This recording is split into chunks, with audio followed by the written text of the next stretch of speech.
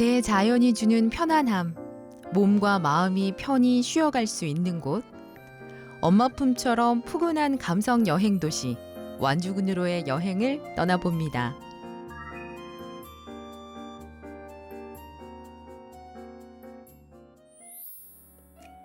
아름다운 산세가 마음을 편하게 해주는 곳,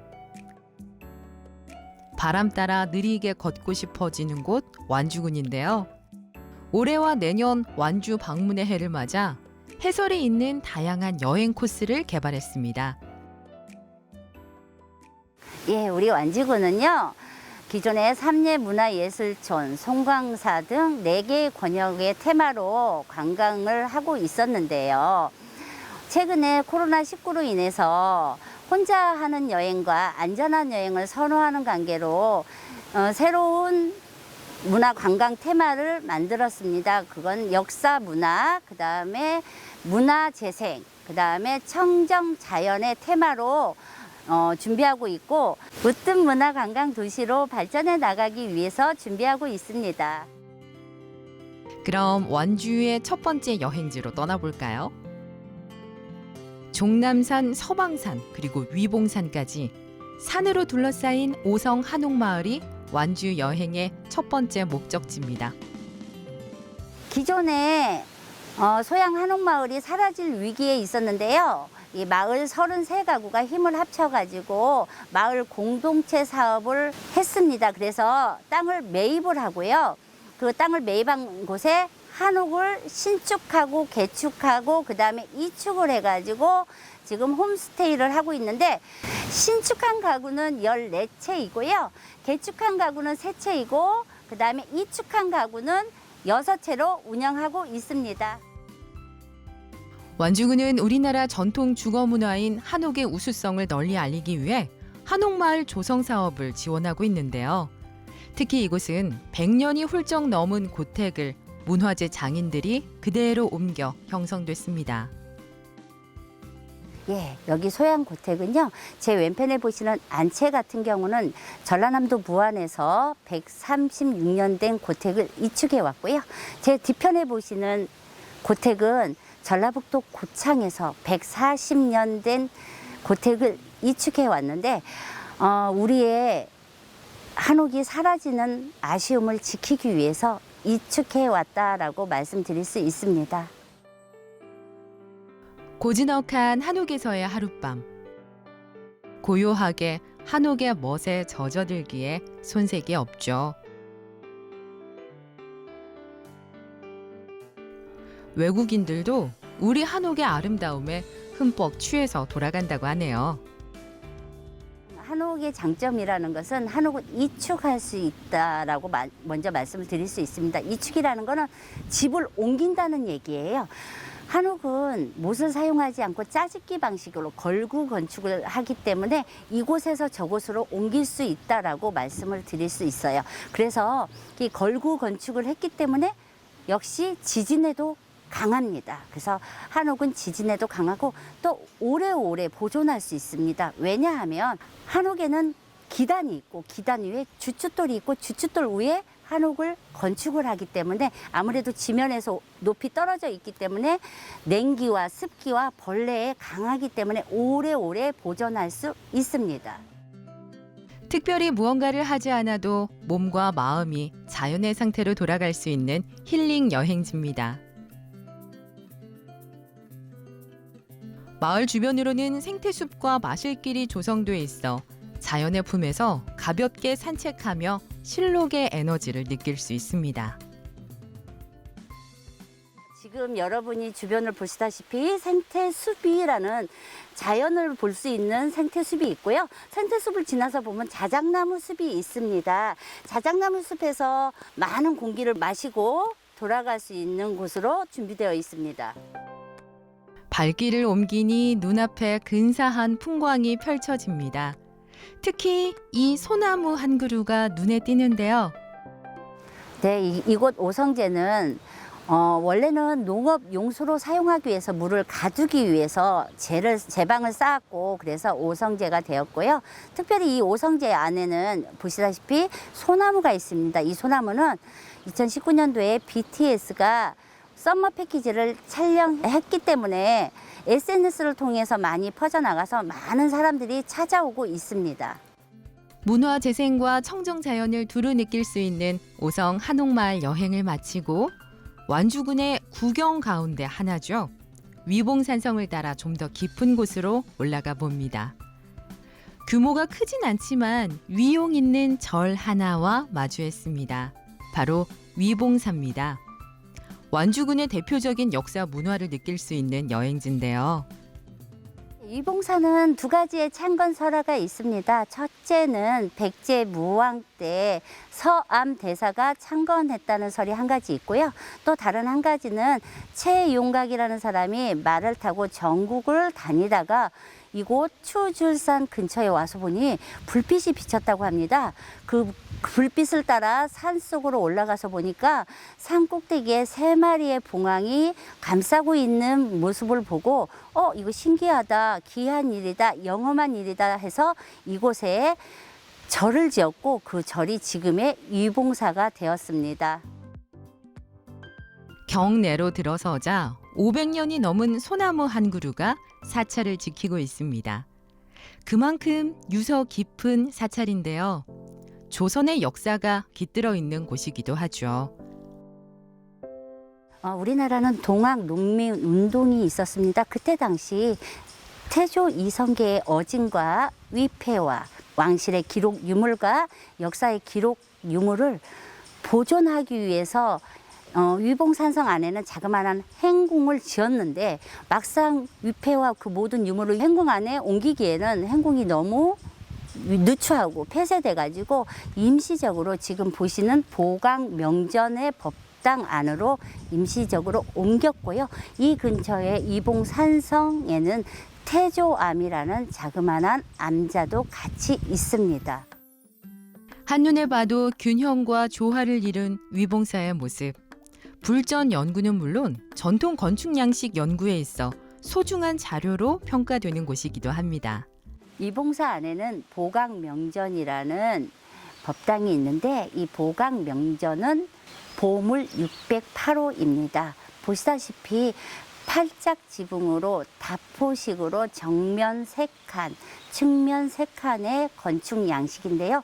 이와 같은 건축 양식은 조선 중기의 건축 양식으로 조선 중기의 건축 양식을 연구하는 중요한 사료로 여겨지고 있습니다. 조용한 사찰의 원숭이는 웬일일까요? 익살스러운 표정과 포즈가 이곳을 찾는 이들을 잠시나마 미소 짓게 만듭니다. 자, 불교하면은 무건수행이 생각이 나지요. 그와 마찬가지로 여기 보시면 세 원숭이상이 있는데 먼저 첫 번째 원숭이상은 입을 가리고 있습니다. 내 마음속에 나쁜 생각은 말하지 말 것이며 두 번째 원숭이상은 귀를 막고 있어요. 좋지 않은 것은 듣지도 말 것이며 또 세 번째 원숭이상은 보시다시피 눈을 가리고 있습니다. 좋지 않은 것은 보지도 말라는 그런 뜻이라고 생각하시면 될 것 같습니다. 절제의 미가 돋보이는 곳. 알고 보면 더욱 새롭게 보이는 것들이 상당합니다. 자, 여기 복례루를 바치고 있는 나무 기둥이 아래를 한번 보시면 주춧돌에 이 가운데는 기둥 때문에 보이지는 않고 끝에 마지막 사자가 보입니다. 그래서 위봉사인데요. 위봉사는 봉황이고 혹시 봉황이 날아가면 안 되지 싶어서 이와 같이 기둥으로 글씨를 꾹 눌렀다고 합니다. BTS도 찜한 힐링 여행지 완주군. 곳곳에 숨겨진 볼거리가 다양하지만요. 마지막으로 선택한 곳, 완주군에서 새롭게 조성한 문화해설 관광 코스 천호성지입니다. 이름 그대로 성지인데요. 이곳에 한번 다녀가면 종교인이 아니더라도 누구나 다시 찾고 싶어지는 곳입니다. 네, 이곳은 전북 완주군 비봉면 내원리에 있는 천호성지입니다.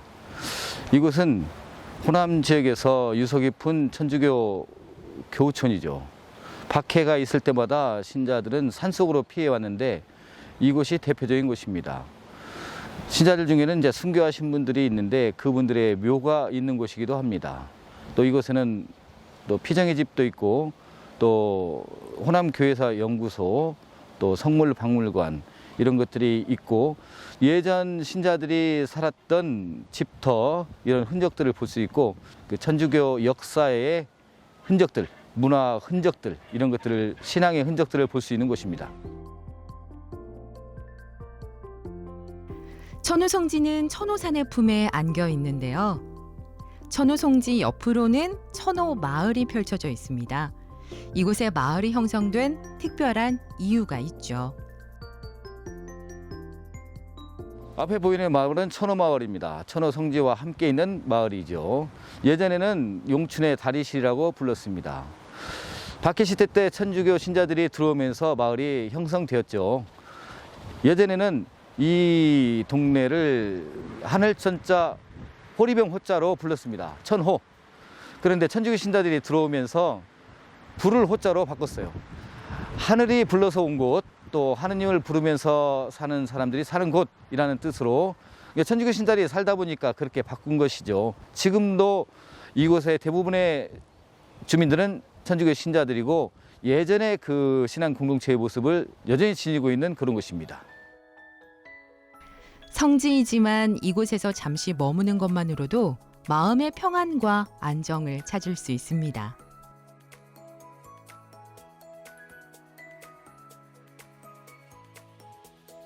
편백숲을 지나 마주한 건물, 성당이네요.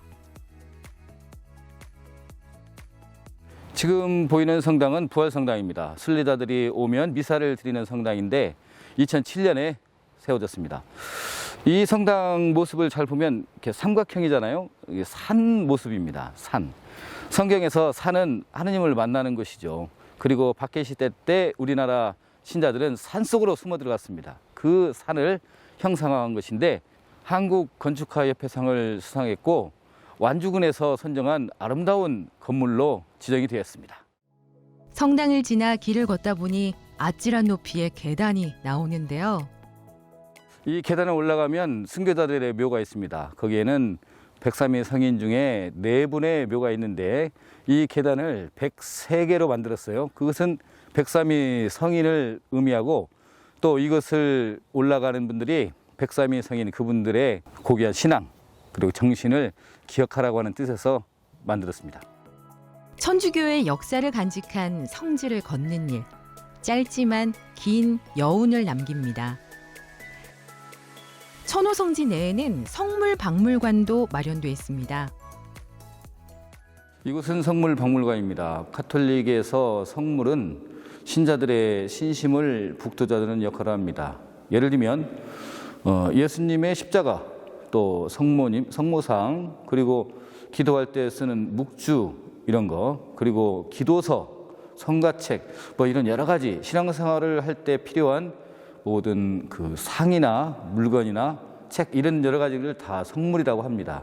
그 성물들을 프로그램에 따라서 전시해 놓은 공간입니다. 이곳에서는 유럽에서 볼 수 있는 성물, 또 우리나라 신앙 선조들이 썼던 성물들을 볼 수가 있을 것입니다. 발걸음을 옮기니 천호 본당의 모습을 드러내는데요. 현대적 건축물 부활성당과는 대조적인 한옥 건물입니다. 예, 이곳은 천호 본당입니다. 박해를 피해온 신자들이 이곳에 모여서 기도하고 미사를 드리던 공간입니다. 예전에는 이보다 조금 허름한 한옥 건물이 있었는데 어느 해 겨울에 눈이 많이 와서 허물어졌어요. 그래서 2008년에 한옥 건물을 복원한다는 의미, 그리고 새로운 기도처를 만든다는 의미로 한옥성당을 지었습니다.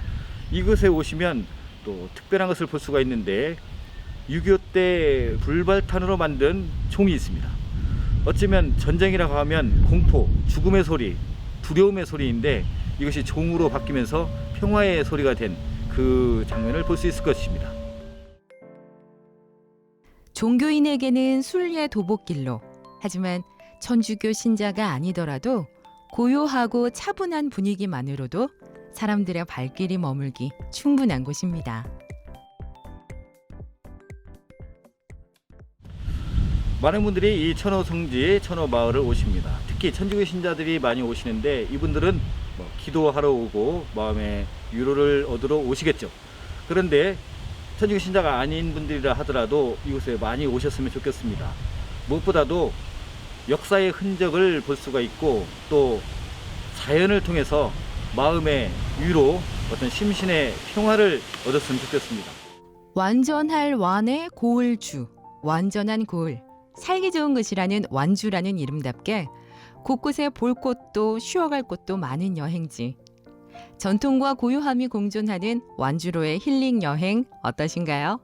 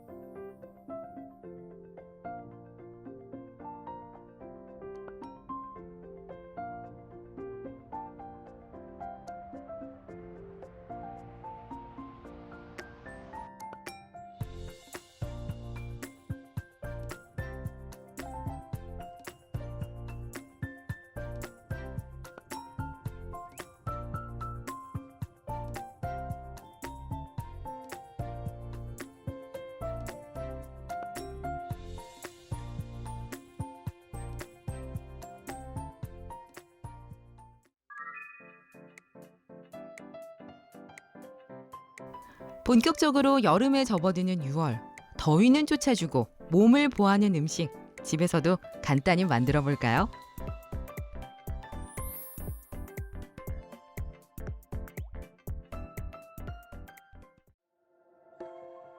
우리나라 전통 궁중 요리 탕평채, 뽀얀 청포묵을 이용한 요리인데요. 재료는 간단하지만 탕평채라는 이 이름에는 많은 의미가 내포되어 있습니다. 오늘의 요리는요, 탕평채인데요. 이 탕평채라는 이름은 조선시대 영조 임금님께서 지으셨는데요. 어느 쪽으로도 치우치지 않고 고르다는 뜻의 탕탕평평에서 유래가 되었고요. 여러 당파들이 잘 협력하자는 탕평책을 논의하는 자리의 음식상에서 처음으로 등장하였다고 합니다. 조화와 화합을 중시하는 의미가 담긴 대표적인 궁중요리 탕평채. 색의 조화 또한 완벽한데요. 흔히 한식은 5가지 성질을 지닌 오방색의 아름다움을 구현한 음식이라고 하죠. 탕평채 역시 마찬가지입니다. 그럼 본격적으로 탕평채를 만들어 볼까요? 탕평채에 들어가는 각 재료와 색깔은요, 각각의 붕당을 상징을 했는데요. 주 재료인 이 하얀색의 청포묵은 서인을, 초록색의 미나리는 동인을, 붉은색의 소고기는 남인을, 검정색의 김은 북인을 상징했다고 합니다. 가장 중요한 재료, 메인이 되는 청포묵이죠. 준비된 청포묵은 가늘게 채 썰어 끓는 물에 데쳐줍니다. 청포묵은요, 끓는 물에 투명해질 때까지 데쳐줄 거예요. 이 데쳐주는 이유는요, 말랑말랑하고 식감도 탱글탱글해지게 데쳐줄 겁니다. 미나리를 썰어줄 건데요. 이 미나리는 청포묵 길이로 5cm 정도로 썰어주시면 됩니다. 준비된 재료 중에요, 숙주하고 미나리를 데쳐줄 거예요. 이 숙주는 질겨지지 않게 살짝만 데쳐서 바로 찬물에 식혀줄게요. 탕평채의 색을 돋보이게 해줄 미나리 역시 숙주와 같은 방법으로 끓는 물에 데친 후 찬물에 헹궈 열을 빼줍니다.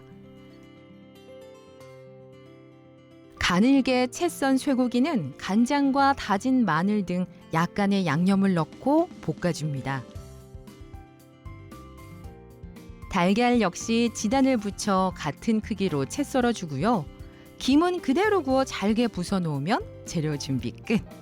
이제 청포묵과 다양한 재료를 더 맛깔나게 만들어줄 양념을 만들어 볼까요?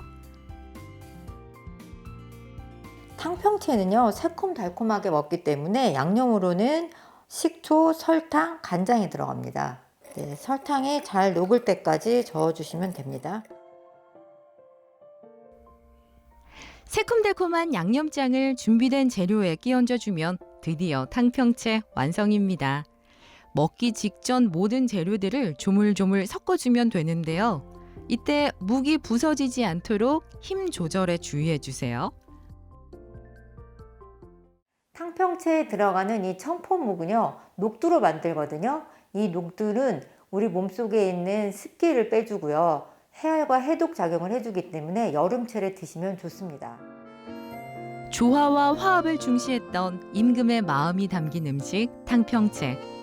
단오 무렵 우리 선조들이 즐겨 먹던 보양식이기도 했는데요.